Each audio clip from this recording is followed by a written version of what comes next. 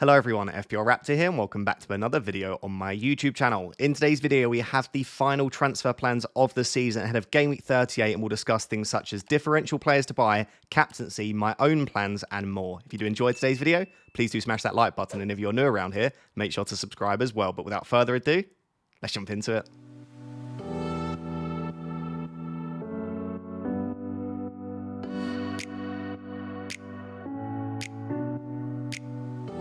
So guys, before we look ahead to Game Week 38, let's very briefly review Game Week 37. And I'm recording this straight after the Arsenal-Newcastle game, so bonus points have not been locked in for the Sunday. But we also know that bonus points can change up until that Tuesday as well when we have the two games. So as of right now, it's been pretty much the perfect game week for me. I've been incredibly lucky in pretty much every department. Every swing that really could have gone in my favour pretty much has. As of right now, I'm on 61 points, which puts me from 18.8k up to about 11.2k, which as of right now is 4 points off the top 10k. So I went into the game week about 20 points off. So it's about a 16-point green arrow as things stand. And every single player in my starting 11 that has played so far has had an attacking return, and the differentials have come in pretty big for me as well. I obviously still have Gvardiol, Munoz and Sarr to play on the Tuesday, and I have Salah to play on the Monday, but it's a very good start. Obviously, the first game, Konsa, Rodgers, Watkins all returning for me. In that first half, I was like, you know what, it's not meant to be. Spurs set up in a really low block. Villa were really struggling. Ollie Watkins just couldn't get into the game. But for Konsa to get a 15-pointer, who was actually my second lowest owned player this week, so he was one of my biggest differentials, he's not got much attacking threat. So incredibly lucky there. Ollie Watkins obviously assists that as my captain, and then Morgan Rogers gets an assist too. So that really couldn't have been a better start to the game week. Again, very fortunate. Ollie Watkins did miss like a very good chance, which was almost like a one-on-one. He could have come away with more. But again, when Konsa gets a 15-pointer, it's very, very difficult to complain. And then on the Sunday, again, lots of points. Jared Bowen has just been absolutely remarkable for me. He's returned in every single game week that I've had him, and I think he's scored in every single game week I've had him as well. The only game week I took him out for was the free hit in 34, and he also scored then as well. I can't remember how many games in a row he scored now. I think it's like 5 or 6 games in a row. West Ham are absolutely rubbish, but Jared Bowen is brilliant. I don't know about how many bonus points he'll end on because it's very, very close in that game. But regardless, even if he loses all of his bonus points, he's just been such a brilliant buy for me. And I wouldn't be anywhere close to the top 10k if not for Jared Bowen. So very happy to have him. And as we'll discuss in a second, he's got Ipswich in 38. And he's a genuine captaincy shout, I think, if you do own him. Johan Wissa and Mbeumo combine once again for a goal. Mbeumo scores, Wissa gets the assist, and that just happens quite often. Mbeumo owners, very unfortunate that he missed the penalty. He'd actually scored 11 out of 11 penalties in his career to that point. Bryan Mbeumo doesn't miss pen, so that was very, very unfortunate there. For me, I was quite happy he missed the pen because obviously he was above 100% ownership. If you didn't captain him, but you owned him, he was actually hurting your rank. Johan Wissa has still been credited with the goal. If you saw Johan Wissa's goal, he basically got a touch on it as it was crossing the line. From a couple of the replays, it did look like it had already crossed the line, but Opta, as of right now, have given it for a Wissa goal. I doubt they change it at this point, but if they do, because FPL haven't locked the points in, we know that, of course, they could change that. So Wissa's goal might be taken away, but as of right now, he has the 10-pointer, and that was really nice. The player that I'm actually not too displeased that he's missed out, because we'll discuss what that means for 38, but Isak wasn't in the squad. The fact that Isak wasn't in the squad then meant that obviously Newcastle are a little bit more toothless. Raya made some fantastic saves and looks like he's come away with a 7-pointer because the Muppet got booked in the final moments of the game, which took him from a sort of 9 or 8-pointer down to 7. But yeah, that meant that obviously Raya was more likely to keep a clean sheet. And it also means that I now get Ismaila Sarr off the bench. And I didn't feel fully comfortable about benching him. Do I think that he starts after the FA Cup final and the fact that Palace won? I think it's 50-50 right now. Like, I genuinely don't know. He did a lot of running in that game, as did Munoz on the right side. I think Eze on the left side did significantly less running. So I wouldn't be surprised if Eze starts and Sarr's on the bench. But it's certainly not a bad player to be coming on for Alexander Isak. So let's hope for some bench jam. And then, yeah, let's see what happens. I mean, Gvardiol, Munoz and Salah are so highly owned at most ranks that I'm not really gaining much from them. But Ismaila Sarr was down at like 20-30% EO, so he could definitely help. I just have to hope the likes of De Bruyne and Eze don't go that big. So as of right now, 11.2k, 4 points off the top 10k. So it's definitely possible. That could become like 6, 7, 8 points, depending on what happens on Monday and Tuesday. But we are in a position where we want to keep going aggressive, keep attacking, and there are some differential options to buy and captain that I quite like for 38. Let me know how many points you're on for 37, and let's take a look at the final week. So guys, now taking a look at Game Week 38 at this very early stage, and of course there will be tons of videos throughout the game week as well before that final deadline stream on the Sunday to update our thinking based on injuries, pieces of news that we have, and also how much we feel like we want to attack going into that final week too. And I'm very excited for Sunday, whether it goes well or not. Game Week 38 is always absolute chaos, and especially the deadline stream because all of the teams play at the same time. So yeah, it will be a fun or at least interesting Sunday regardless. So as of right now, I've got one free transfer and 1.4 million in the bank. So a little bit of money for upgrades, and I absolutely do not mind taking a hit if I feel like it gains me a good captaincy option or I feel like it massively upgrades my team. And as we'll discuss in the final sections, there are a couple of -4 hits that I'm considering for the likes of course, Bukayo Saka in my team. So, I was going to say, before obviously the Newcastle-Arsenal game, that, yeah, I've got double Arsenal defence. That's fantastic. They're fine. And they may well be. So I'm recording this straight after the game. I have been looking around for a Saliba update. I haven't seen anything as of me recording. By the time that you're watching, we'll almost definitely have an update from Arteta. Early suggestions was that it was a bit of a precautionary sub. Like when you watch the first half, I didn't see Saliba go down with a massive injury or like wince or anything like that. So maybe I missed it, but it looks like it was probably precautionary and isn't a huge issue. The only concern is, with Arsenal now locking up second place and knowing that they've got Champions League football, they've got really nothing to play for. So if Saliba is a doubt of any kind, it's not even like it's their final home game of the season. They probably just won't risk him. So that is a slight concern. It's one that we'll wait throughout the week and see what happens. I do have Connor Bradley on the bench, and I do have Munoz, who I know doesn't have a great fixture, but is so attacking that in any game he can do really well. He almost had a goal and an assist against Manchester City. So I almost feel like sometimes with Munoz, the fixture doesn't even matter. And in those games, maybe he's the one that's left open and he's the one that's able to counter. That final home game of the season for Liverpool against Palace, I could imagine there'll be tons of goals in that game. So yeah, I don't mind having to maybe start a Bradley or a Munoz, but that does also possibly open up the opportunity, if I do have any issues in the defence, such as a Saliba injury, to make a defensive transfer. It's not very exciting, though, is it, going into Game Week 38 and making a defender transfer? So if I can help it, I would rather not. And I think Gvardiol and Konsa are absolutely fine in my starting 11. Gvardiol, whether he's playing centre-back or left-back, centre-back he's good for bonus points, left-back he's got that attacking threat, and Man City recently have been much better defensively. They will probably need to win that game against Fulham to confirm, I believe, Champions League football, or at the least try and secure the highest possible position that they can. So I would expect Gvardiol to start. And with Ezri Konsa, Manchester United will be playing after the Europa League final. Regardless of what the situation is in that final, regardless of if Manchester United win or not, Villa are just a better team. And they are defending so well now. That is 3 clean sheets on the bounce in the Premier League. Konsa off the back of the goal too. Villa have everything to play for. I really don't mind starting Ezri Konsa this week. So, yeah, basically, if Saliba's fine, I'll not be making a defender transfer at all. But if Saliba is a doubt, or if I have any other defender doubts, then yeah, there is the opportunity to sell a Bradley or to sell a Munoz. When we then come on to my attack, if we're going to just ignore the Isak flag for now, and I'll discuss that in a second, if we just look at the front 7 as things stand with Sarr on the bench, I don't really need an attacking substitution. I'm not saying, or attacking transfer. I'm not saying I have the perfect front 7. There are definitely other players I'd like to own. I'd love to own Bukayo Saka. I'd love to own a Bournemouth attacker. But that's 7 attackers right now of Salah, Mbeumo, Bowen, Rodgers, Wissa, Isak, Watkins. It's a really nice front 7. So if I do make a transfer, I either have to transfer out a very decent asset, or yeah, transfer out Ismail Assar, but then I have to bench one of my really good attackers that is currently in the starting 11. Which is when I then came back to the idea of, actually, a defender transfer, I suppose, isn't the end of the world, because then it means that I obviously don't have to sell a good player or sell Sarr and then bench a good player. In terms of the starting attackers at the moment, Mohamed Salah, I haven't seen the Monday game. So, of course, if Salah picks up an issue of some kind, then I won't. But even if Salah has a generational stinker against Brighton, I'll still absolutely be keeping him for the final home game of the season. So Salah will not be sold unless he's injured. And I think with Mbeumo and Wissa, I think they're just always fantastic.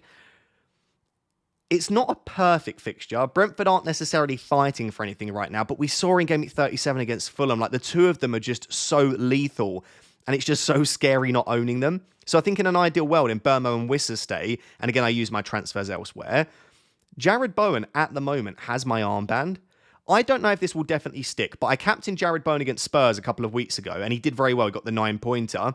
I've had all of his points recently. Like, I watched Jared Bowen a lot. He's involved in so many goals. He has the highest percentage goal involvement of any player in the Premier League this season for their club. It's just approaching 60%. So 60% of West Ham's goals, Jared Bowen is involved in. Like, that is remarkable. So if West Ham score a couple of goals against Ipswich, the stats tell you that Jared Bowen's very likely to get at least one of those attacking returns there. So I kind of want to captain him. I really do. But depending upon how sort of Monday and Tuesday go, if I'm very close to the top 10k, I'll be thinking to myself, do I need to go for such a differential captain? Or do I captain a more highly owned asset like Salah, Saka, and Burmo and hope that my surrounding players do the business for me? It will put me off a little bit, but at the same time, I think, do I just get aggressive? Do I try and really sign off the season with a bang and captain the player that I think could do really well? And I think even, not just because Ipswich are a weak defence, but positionally, matchup-wise, we know that Ipswich concede a hell of a lot of chances down their left-hand side. Leif Davis has not been good defensively this season. Whoever they play in his absence, if he doesn't play, they've just been struggling a little bit down that side. So I would not be surprised to see Jared Bowen do really well. So yeah, he's got my armband at the moment, but depending upon who I buy and how I feel throughout the week, that could, of course, change. We've got Morgan Rogers and Watkins. There is a chance that if I make an attacking sub that isn't just selling Isak, that I might end up benching Rogers, which doesn't feel great. But out of my 7 attackers that are there right now, Rogers does feel like probably the weakest of them. It would probably be Wissa or Rogers. So in most situations that I've looked at, not all of them, but most, it involves benching Rogers. Now, that is great because you never know what might happen in 38. Random players do get benched or random players do miss out from the squad entirely. And to have Morgan Rogers as a first sub, it puts you in a really strong position. But I equally would like to really style him against Manchester United. And with Ollie Watkins, I think he could do really well here. If I think about as a United fan, Manchester United really struggle against forwards that can run the lines and are quite physical, but also he's just getting a lot of chances himself. So I think this is a game where he probably gets 2 big chances. And yes, he does miss a lot of big chances. He's missed the most big chances in the Premier League this season. But I also think that if you give him a couple, there is a good chance he takes one of them. So the only other player then in that starting 11 that I've not discussed is Alexander Isak. If Isak was fit and available, and he may well be, which we'll discuss in a second, then I just think Isak's great. It's Everton at home, and 1 point might not be enough for Newcastle. Newcastle might need to win that game to get Champions League football, and therefore I think if Isak has one leg, he'll still probably play. Like, unless he is truly, absolutely has no chance of being fit enough to feature, I think he starts this game. And obviously if they go 2 or 3-0 up, maybe they pull him off, but hopefully by that point, Isak's done the damage. So I actually think regardless of what Howe says, and I've not heard exactly what the situation is, but regardless of what he says, unless he literally completely rules Isak out, I have a feeling Isak could still start. So that's one of those that we'll want to wait until later on in the week to decide. Obviously, if he is out, then that offers me a nice player to be able to sell in my starting 11. And it also offers the route to free up funds if I want to make a double move for a -4. So I'm not too fussed either way. What I hope, but knowing anyhow probably won't be the case, is I hope we get a definitive update either way. Isak is absolutely fine, he's fit and available, or Isak is out. If we're going back and forth and we're not sure, I might sell him anyway, because you just don't want to run the risk that one of your most expensive players in your starting 11 and one of your attackers doesn't feature at all. Or at the very least, what I would want to do is make sure that I have the cover, not someone like Ismail Assar, preferably someone like Rogers on the bench, for example, the cover so that if Isak does miss out, I'm very happy to have a substitute come on. So that's the team as things stand. Like I say, 1 free transfer, 1.4 million in the bank. Defence is absolutely solid, unless Saliba is out. Midfield is actually really, really good. I don't even mind having Sarr as a sub, but he's the one player in my midfield that I wouldn't mind selling. And then in terms of that front 3, again, I'd be very happy to rock that front 3 if they're all fit and available. But if Isak is injured or a major doubt, I may look to sell him. So with that in mind, let's now take a look at the players that I'm potentially bringing in and the possible transfer combinations that I could have. So guys, just discussing those possible transfer options then and some of the players that I'm currently looking at. I've got 4 options on the screen, but there are further options, which if I remember, I'll discuss afterwards as well. I just don't want to go through too many possibilities at this stage because all I need is one further injury or one player to come back and it completely changes what transfers I might make. So let's start with option 1. Option 1 is probably the most straightforward and obvious transfer under the assumption that Alexander Isak is fine, which is just to sell Ismail Assar to a really decent, sort of lower-priced midfielder. So I would have, I think, 7.1 million with the money that I've got in the bank if I chose to sell, or 7 million. It's around that. So I can't get up to someone like a Luis Diaz or a Bruno Fernandes or an Erdegaard at that price. But I can afford the likes of Kluivert, Semenyo, Martinelli, Trossard. And really, I think if I am looking at bringing in a midfielder for Ismail Assar, it almost definitely is a Bournemouth midfielder against Leicester at home or an Arsenal midfielder against Southampton away. Those are the two standout fixtures for me. The other player that I don't mind is Mohamed Kudus, but considering I've already got Jared Byrne and I may be captaining, do I want to go that all in on West Ham? It could go fantastically, but I've also not been necessarily impressed enough with Kudus that I think he's a better option than some of these other players that I've just discussed. Now, in terms of who's most likely for me right now, if I was to make the move of just selling Sarr, is probably Justin Kluivert, and that just comes down to routes to points, which I often discuss on this channel. He's got corners, he's got some free kicks, he's got penalties, he's got creativity and goal threat from open play. Justin Kluivert can, and I say this with a lot of players, it's a bit of a catchphrase here, but he can have a generational stinker with Kluivert, and he can come away with 14 points because he'll get an assist from a corner and he'll score a penalty. And we've seen that with some assets before, the likes of Brian Mbeumo. They don't have to do as much because they are on set pieces and pens. The only concern I've got with Justin Kluivert is he's not playing overly well at the moment. And without having seen the game on Tuesday against Man City, he's been getting a lot of sort of 60 to 70 minute subs. So I'd ideally like to see him play 80 minutes plus against Man City and have a pretty good game for me to really want him as an asset and to desperately want to go there. But I just do think I prefer him to someone like a Semenyo. Like, Semenyo's data has been probably better than Kluivert's from open play. But Kluivert's a better finisher and he has the set pieces and pens. So yeah, as of right now, I think Sarr to Kluivert's really nice. But I do also like the idea of getting an Arsenal attacker, especially as this would mean that I wouldn't have Bukayo Saka. Someone like a Martinelli, who has been playing some time as the number 9, he could be a really decent shout for my team this week. If I do option 1, that would of course mean that I then have to bench Wissa or Rodgers. That's the only small thing that I don't love about selling Sarr, but I don't think I should let a small benching headache stop me from attacking a really nice fixture and bringing in a possible differential player. Option 2 is if I want to really start Wissa and Rodgers, right? I really think Wissa and Rodgers are the ones that I want to start. I don't want to bench either of them, and I'm happy to just bench Sarr and keep my front 7 the same. And or Saliba or another injured defender that I was planning on starting is injured, then I have the possibility of making a defender transfer. And whilst I said this isn't a particularly high upside move, there are some defenders that you could imagine would go fairly big this week. Now, it could be that I sell Saliba, Bradley, or Munoz, so don't fixate too much on me selling Munoz here. But Kirkes and Howson are two really nice options. I'd probably go Kirkes just for some open play attacking threat. Ben White, if Timber again isn't in the squad and isn't available, then Ben White against Southampton could have a really nice game. And then Livramento has been playing left wing back recently for Newcastle. If we think they might play a back 5 again against Everton, good chance for a clean sheet and some attacking threat. He's been in the box a hell of a lot. Every time I watch Newcastle, Livramento's in some really good positions. So again, it doesn't fill me with much excitement.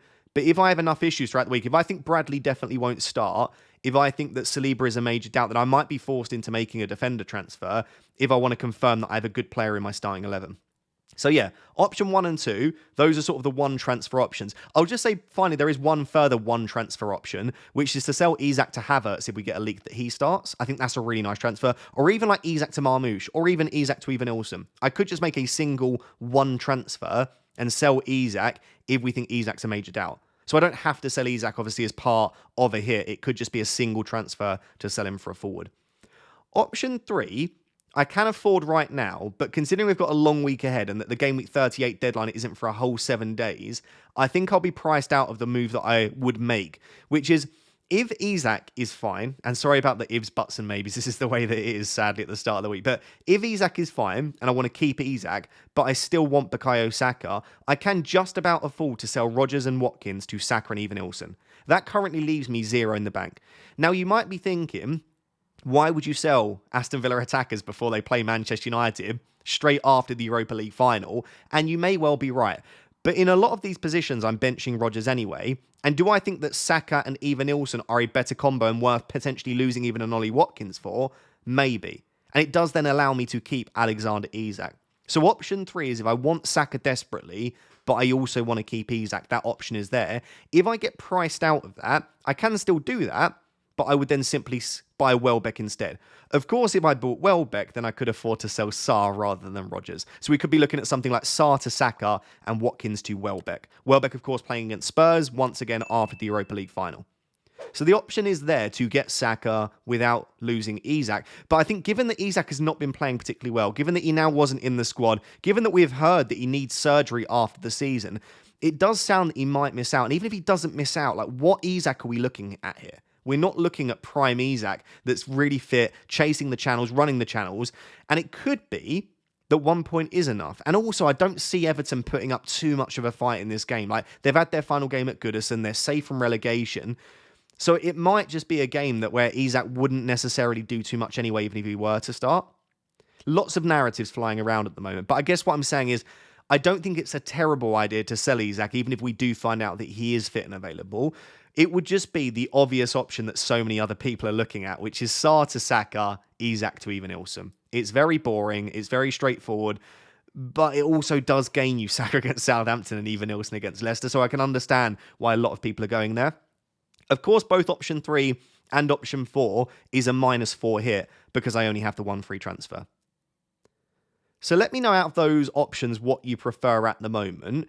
It might depend where I am relative to the top 10k. Like, again, if Monday and Tuesday go somehow really well for me, I'm even closer, I might want to take less of a risk. If Tuesday goes horribly and like De Bruyne gets a hat-trick, Eze gets a brace, and I'm suddenly 12 points again off the top 10k, then at that stage, I might take more of a risk. And when I say take more of a risk, I actually mean not taking the -4.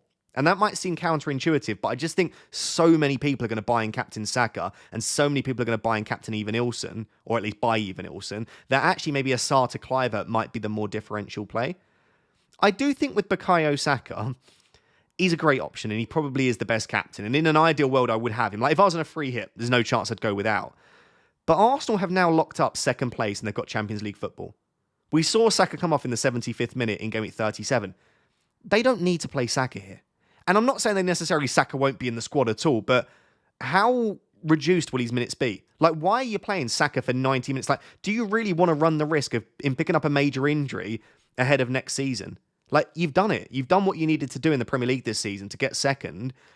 I think we could see some pretty heavy rotation for Arsenal and some pretty early subs. So there is a little bit that's starting to put me off Saka as an option. Like, what you probably wanted in an ideal world if you were going to buy in Captain Saka is you wanted Arsenal to at least potentially need a draw against Southampton on the final day, whereas they just don't need that right now.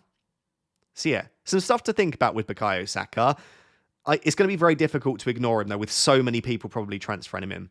So if we go back to my team as things stand, I could conceivably roll out. I've got a decent bench. I've got a really okay starting 11. I've got a nice captaincy option in Bowen, or I could even default to Salah cap as well. But the moves that I think are most likely for me is Sarr to Cliver or Martinelli, and then bench Rodgers.